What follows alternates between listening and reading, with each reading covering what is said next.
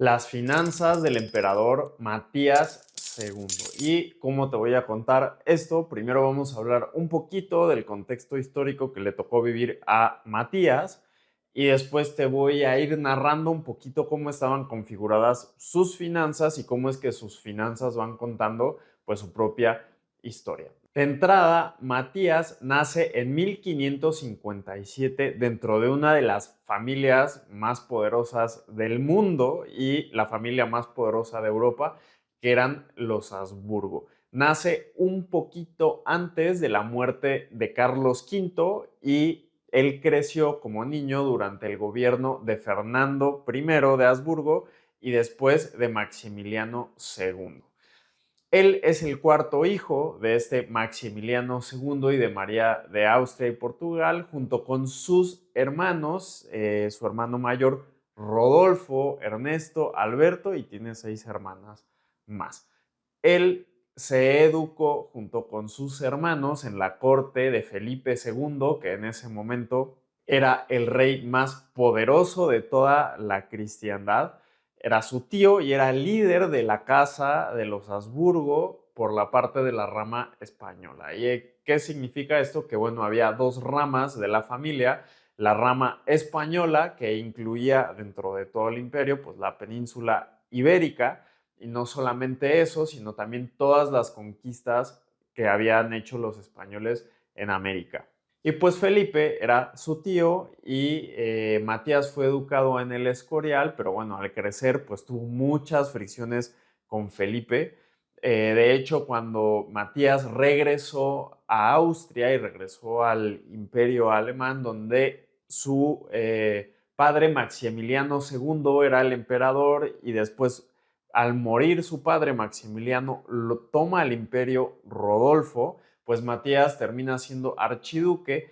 y pues trabajaba ayudándole a Rodolfo II en todo lo que era la administración del imperio junto con sus hermanos. Pero él tuvo muchas fricciones con Felipe porque al regresar, William de Orange, que era un neerlandés que estaba generándole una rebelión a su tío porque esas tierras eran de Felipe II por dinastía, porque esas se las heredó su padre, Carlos V, y esas se las heredó su abuelo, que era Felipe de Borgoña, de hecho. Entonces, este William de Orange estaba generando una revolución de Países Bajos por diferentes motivos, pero le pide ayuda a Matías como parte del imperio y Matías había rumores que en secreto iba a ser su gobernador dinástico para que estas tierras se queden pues en la rama de Habsburgo, porque William de Orange estaba como de, bueno, no queremos más a Felipe II, y hasta 1581 él seguía involucrado en esto hasta que Holanda se declara independiente y él tuvo que regresar a Austria. Y él estaba haciendo esto porque parecería que tenía bastante simpatía pues con ciertos protestantes y no se llevaba bien con Felipe. Y bueno, esto le generó una grande fricción pues con Felipe II. Ahora, el líder de la casa por parte de la rama austriaca, que en este momento era Rodolfo II, pues él pensaba que lo que había hecho su abuelo, Fernando, de eso de andar repartiendo el patrimonio, porque si bien Felipe se quedó con la parte española y Fernando se quedó con la parte austriaca alemana, lo que sucedió fue que además Fernando repartió esa herencia en sus diferentes hijos y ahora que llegó a Rodolfo, Rodolfo dijo eso fue un error porque ahora estamos teniendo problemas entre todos y necesitamos volverlo a unificar. Entonces Rodolfo, que era el sucesor de su padre Maximiliano y que fue electo como emperador, pues el acercamiento que él tuvo, pues fue que toda la familia iba a participar en el gobierno, sin embargo, bueno, toda la parte dinástica iba a caer sobre él. Ahora, en su juventud y durante mucho del reinado de los emperadores Fernando y Maximiliano, pues vivió varios conflictos religiosos entre protestantes y católicos que ya tenían varias décadas de haber empezado, los católicos que eran los que seguían al Papa y los protestantes los que decían que el Papa no estaba comportándose bien, que era muy corrupto y que además, pues, la Biblia, la palabra de Dios, no necesariamente era lo que decía el Papa, porque el Papa cobraba unas cosas que en la Biblia no decía, o sea, ahí había como un tema y lo que sucedió, pues, fue que la mitad de todo lo que es hoy el territorio alemán, por la parte del norte, pues se volvió protestante y la parte del sur era católica y pues tenían diferentes riñas sobre las herencias, sobre quién podía gobernar y quién no, etcétera. Entonces, cuando Rodolfo sube al trono, hace un acuerdo, que es el acuerdo de Múnich, que era pues una contrarreforma católica donde irían quitando poquito a poquito a los protestantes de maneras sutiles, por ejemplo, en la educación, quitando a algunos maestros que eran protestantes y poniendo unos católicos, en la educación poniendo a los jesuitas, poniéndoles trabas legales, quitándoles después la herencia, eso se volvió poquito a poquito pues un poquito más agresivo. No hubo un confrontamiento directo de yo invado tus tierras y te las quito, sin embargo, pues sí traían una estrategia por detrás y pues los protestantes ya sentían que había un complot católico para irles quitando y despojándolos pues de sus cosas.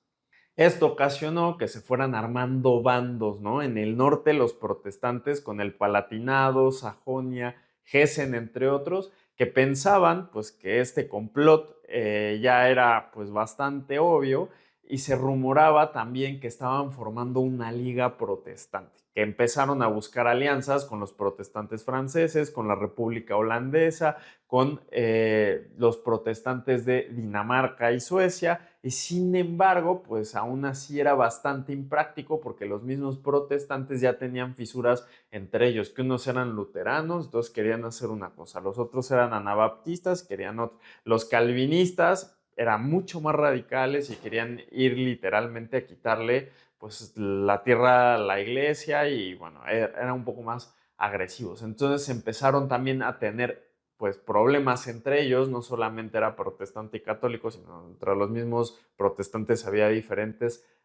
ramas y con estos rumores también se comenzó a formar una defensa, en defensa, una liga católica, pues en lo que era el sur, que era Baviera y todo lo que eran los territorios Habsburgo, firmando un tratado de defensa mutua en caso de que hubiera violencia.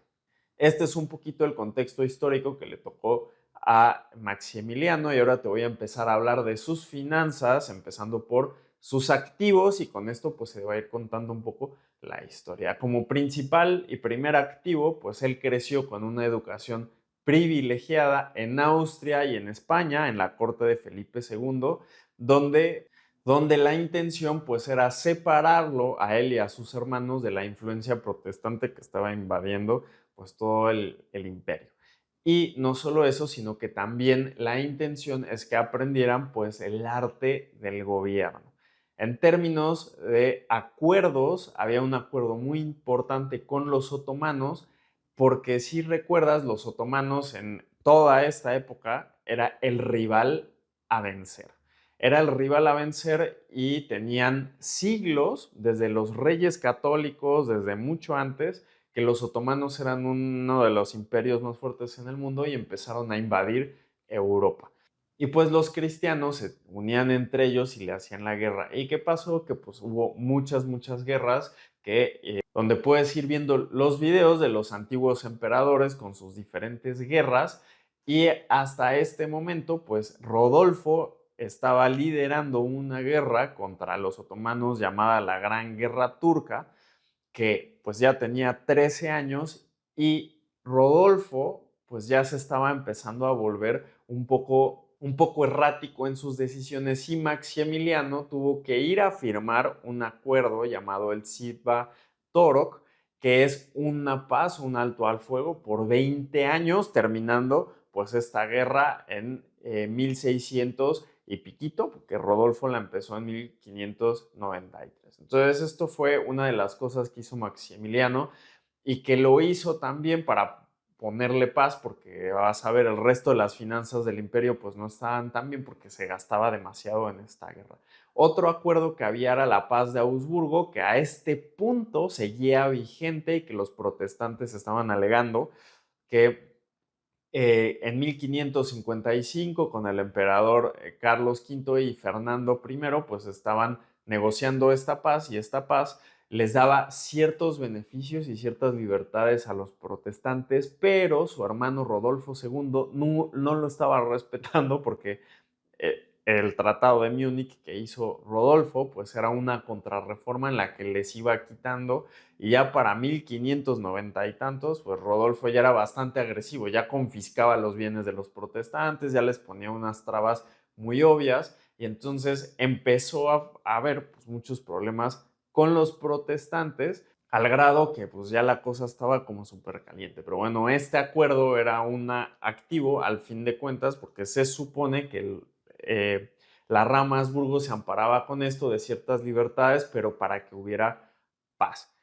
Después, pues también Matías estuvo en un acuerdo con los otros archiduques y con los otros líderes de la familia Habsburgo, firmando, incluyendo a la rama española, para deponer a Rodolfo, que había estado teniendo conductas erráticas, tenía un mal gobierno, había manejado mal pues varias situaciones de crisis en las que dejó al imperio y a la casa austriaca pues con muchos riesgos en la integridad incluso de la descendencia, porque Rodolfo resultó que tenía amantes, tenía hijos perdidos por aquí y por allá y no se casó con nadie. Entonces Matías lo que hace es retar a Rodolfo sobre todas esas malas decisiones que tomó de antes de 1607 y reúne aliados en Hungría, en Austria, en Moravia y muchos de los otros estados protestantes para formar un ejército y deponer a su hermano. Ahora, cuando Matías se fue acercando a Praga con todo este ejército,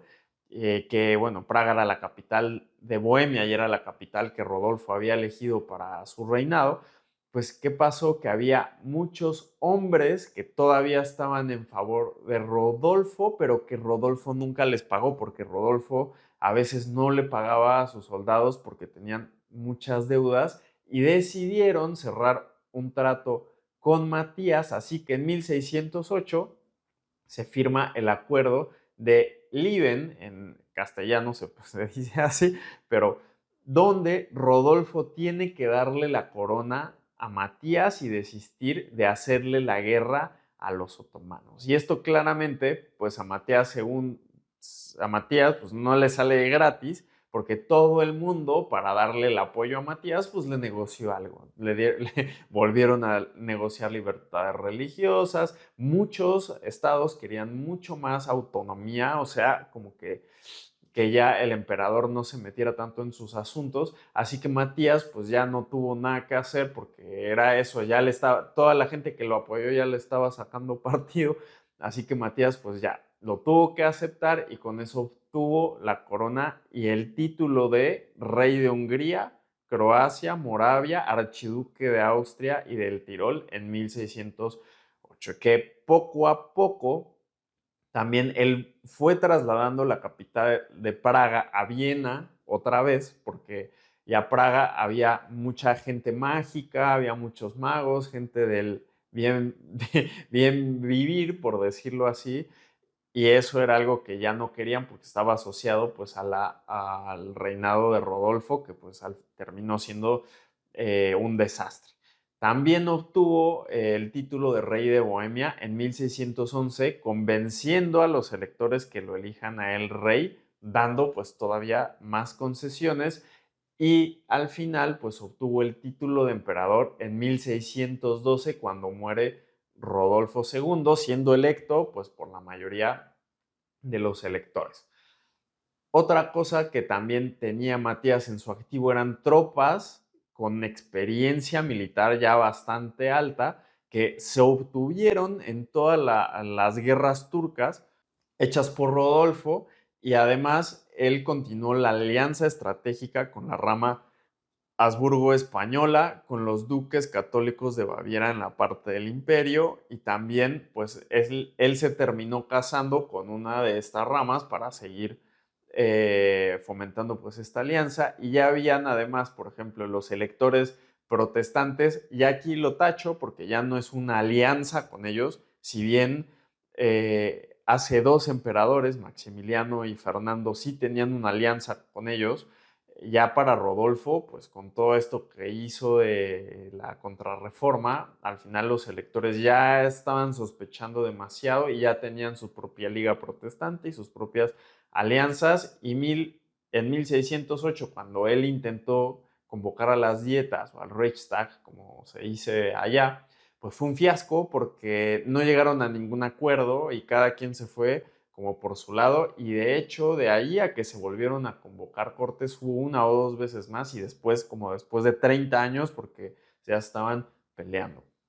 Matías también tuvo una alianza matrimonial, se casa con Ana del Tirol, hija del archiduque Fernando II del Tirol, que era su prima, pero la cuestión es que no pudo tener hijos porque él ya estaba grande y ella era bastante enfermiza. Dentro de sus activos también heredó pues una colección de arte que tenía un montón de cosas, sobre todo la del Tirol en el castillo de Ambras y todo lo que era Innsbruck, estaba el Palacio de Maximiliano, bueno, de la Casa Augsburgo en el Tirol. Y bueno, tenía una colección de arte gigante porque muchos de los emperadores anteriores habían sido mecenas del arte y del coleccionismo. Si nos vamos a los ingresos regulares que tenía Matías, Matías tenía las rentas de las tierras de Austria, exportación de la industria que tenían ahí, que era pues ganado, minería, manufactura, y lo hacían por el Adriático, que siempre había un poco de piratas, pero ahora con la tratado con los otomanos ya no saqueaban tanto, pues toda la parte del Adriático, después de ser derrotados en la batalla de Lepanto por el rey Felipe II. El Tirol, esto incluye una mina de cobre, una mina de plata, de sal, y no solamente eso, Innsbruck tenía una industria de armamento y tenía un muy buen negocio en los peajes, porque Innsbruck era en los Alpes austriacos, pues una entrada del continente del sur hacia el norte, hacia las tierras alemanas. En Bohemia, yo sé que puse ingresos regulares, pero bueno, así era en ese momento, no era que había porcentaje de impuestos para todo, sino más bien era normal que el emperador o el rey pues fuera a pedirle a las dietas impuestos y a veces sí, a veces no se daban. Bohemia también tenía minas de plata y también tenía un negocio de peajes, tenía un monopolio estatal de sal y además pues tenía un impuesto a la cerveza. En Hungría también había que irle a pedir recurrentemente pues, impuestos a las dietas. Tenía una industria minera que era bastante importante, que además Rodolfo dejó completamente hipotecada para pedir un préstamo para la guerra. Entonces aquí le redujo un poco los ingresos y no solamente eso, pues Hungría estaba en disputa con los otomanos y cuando terminaron la guerra, pues se partió Hungría y mucha de esa parte se quedó con los otomanos y eso se iría a recuperar pues varias generaciones después. En Croacia tenía minas de cobre, de plata y de plomo, además cobraba impuestos imperiales y ducales que provenían de los estados afiliados al imperio y claramente ya los protestantes pues ya no querían participar desde Rodolfo cuando les empezó a hacer todos sus trucos, ¿no? Para empezar a deponer a los protestantes, pues no confiaban en él y tampoco confiaban mucho en Matías y mucho de los impuestos imperiales y ducales empezaron a perder porque ya los protestantes ponían cada vez más trabas para darle estos impuestos al emperador. Como ingresos extra, en realidad no tuvo demasiados. Alguna vez España, incluso lo que le dio fueron 200,000 al subir al trono, solamente como bienvenida y porque pudieron deponer a Rodolfo. Y su primer obispo, Cles, negoció con todo el mundo impuestos extra para mantener la frontera militar, que aproximadamente fueron 25 millones en todo el reinado. Y lo mantenían así porque los otomanos tampoco era que digas, uy, qué confiables eran. En sus gastos, pues él tenía su corte personal, tenía unas instituciones heredadas en cada uno de los estados, además mudó la corte imperial de Praga a Viena, él heredó la corona austriaca, que hoy se conocería como la corona del emperador Rodolfo, la corona del imperio austriaco, que Rodolfo mandó a hacer. Y lo que hizo Maximiliano fue mandar a hacer un cetro y un orbe imperial para la corona como símbolo, ahora sí, del imperio Habsburgo en Austria. También gastó pues, mucho dinero en la frontera, en la manutención de la frontera militar en Hungría, que incluía pues, estos 50 kilómetros de distancia, 12 fuertes grandes, 130 pequeños, y bueno, iba disminuyendo pues con la guerra de los otomanos que llegó a su fin, sí siguió la frontera militar, pero ya no gastaban igual que antes. Uno de los gastos más fuertes de casi todos los emperadores anteriores, pues habían sido las guerras. Y Matías heredó ciertas guerras, la primera es con los otomanos, que Rodolfo II empezó en 1593, no quiso firmar la paz y Matías tuvo que luchar para conseguir apoyo en donde lo encontró en todos lados, eh, para ponerle pues un fin a esto, porque ya estaban exhaustos todos los recursos financieros. Entonces logró firmar la paz con los otomanos, aunque Rodolfo no quiso, y eso quitó pues esta guerra y que Matías tuviera que gastar mucho dinero en esta guerra. En Transilvania, las políticas de Rodolfo generaron una revolución en la que hubo un tipo que se coronó incluso como rey de Hungría, colapsando toda la posición de los Habsburgo, y Matías tuvo que crear un tratado para terminar esa revolución a costa de darle a Transilvania todas las libertades de fe, la autonomía política, y bueno, y se perdió la zona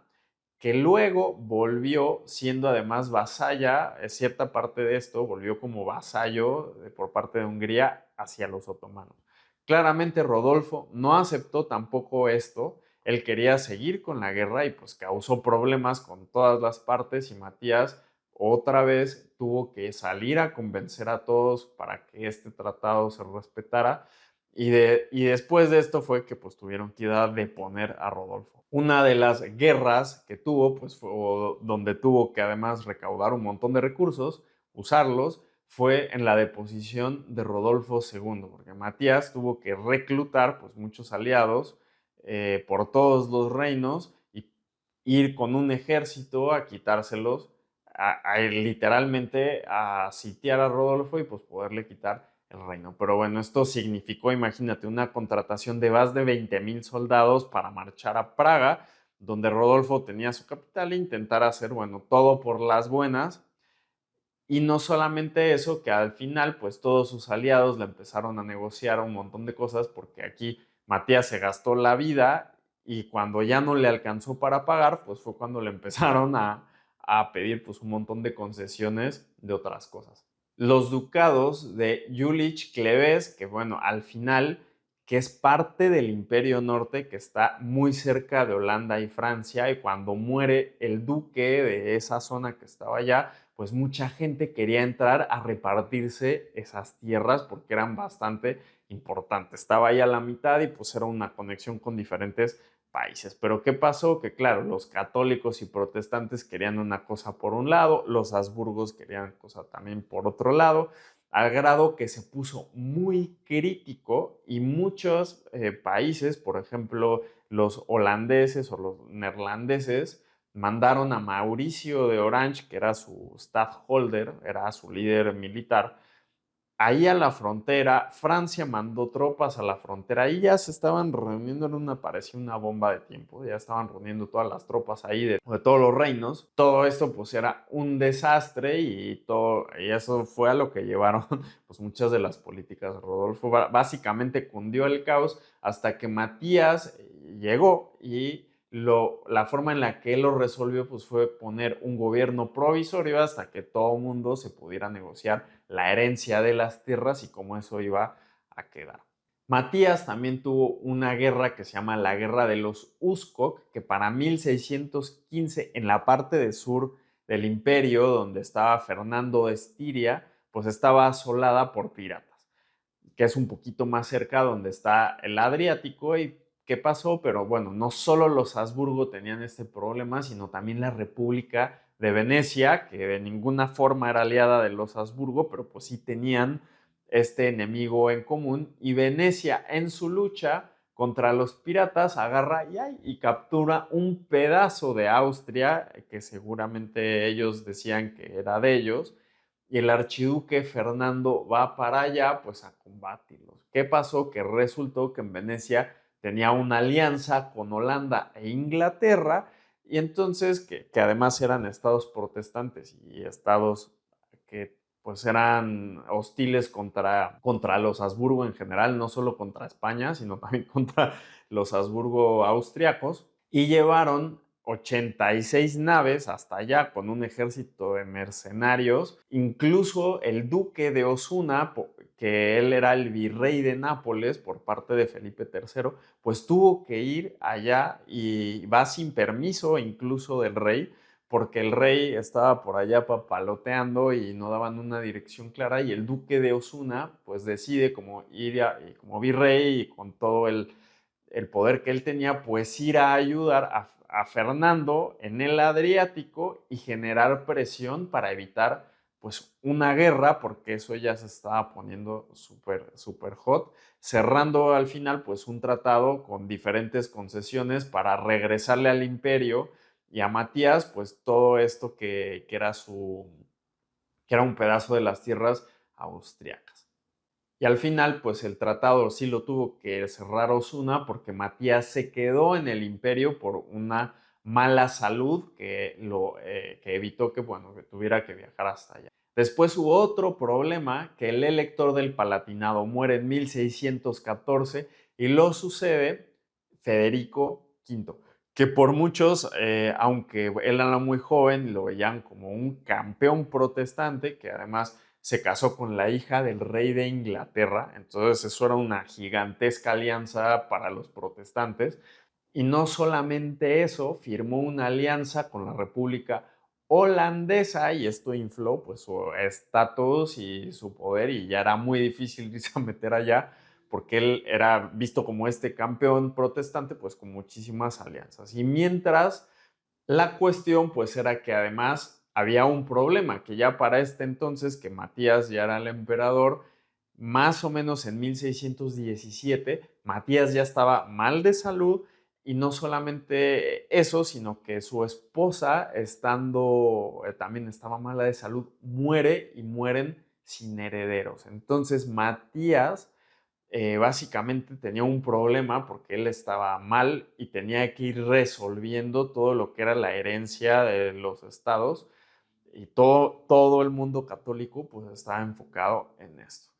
Incluso se empezaron a rebelar varias ciudades del grupo de Palatinado, de Anhalt, de Württemberg, de Ansbach y Baden, por un tema de libertad religiosa, ya que el emperador estaba un poco más débil. Lo que ellos profesaban es que al leer la Biblia se estaban dando cuenta que luchar por Dios era luchar en contra de las fuerzas oscuras de los Habsburgo, y bueno, así era como era la propaganda de ese lado, y no estoy santificando a los Habsburgo de ninguna manera, porque los dos bandos empezaron a hacer propaganda diciendo que el otro era el enemigo y que al final no había forma de solucionarlo y que se tenía que eliminar. O sea que aquí ya se estaba resquebrajando cualquier tipo de forma de diplomacia. En términos de deudas,